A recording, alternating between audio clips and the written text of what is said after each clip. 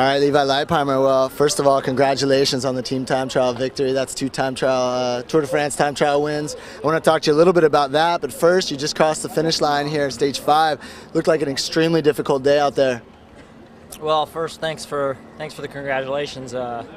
Yesterday was awesome. I mean, winning was great, but just the feeling of how fast we were going and how smooth we were and how committed everyone was, and to be a part of such a strong team where, you know, most of the time in team time trials, I've always had the experience of kind of being comfortable and, you know, being the one who could speed it up. But I tell you, yesterday I just was trying to be as smooth as everyone else. It was incredible.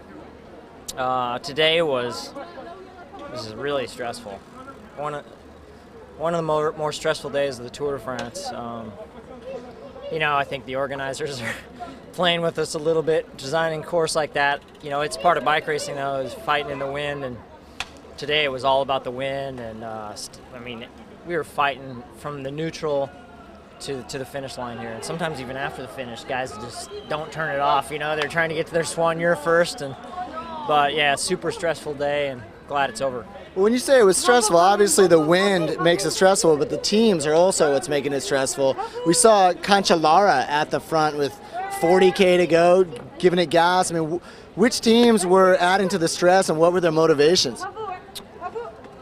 Well, anyone with the GC hope has to be attentive and have their whole team are surrounding their strong guys, because although you can't win the Tour today, you can definitely lose the Tour today. So, you know, that's the motivation there. Anyone who wants to win the stage in the sprint, the same thing.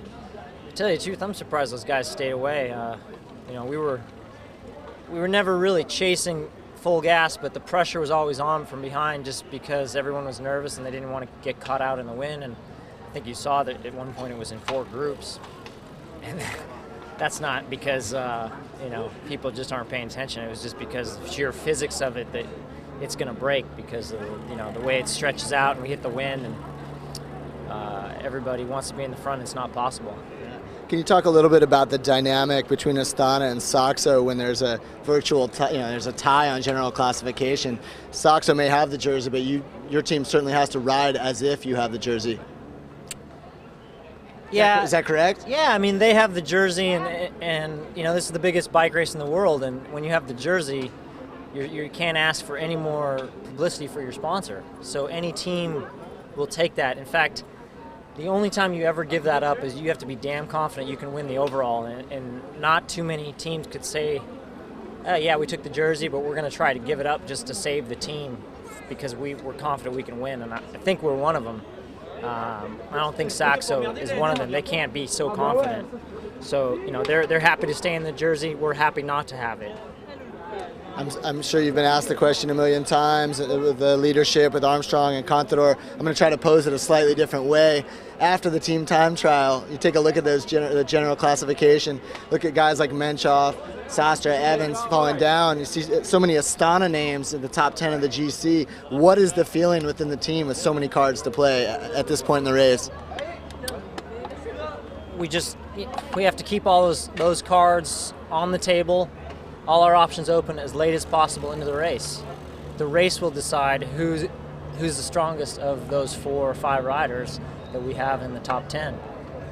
It's pretty simple. I mean, the race will decide. I mean, we're not hiding the fact that this person's the leader or that person's the leader.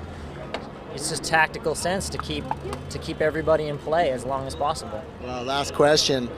With all eyes on Armstrong and Contador, that certainly opens a possibility for yourself to go up the road and perhaps open up big time in the mountains. And that's something you have to be thinking about.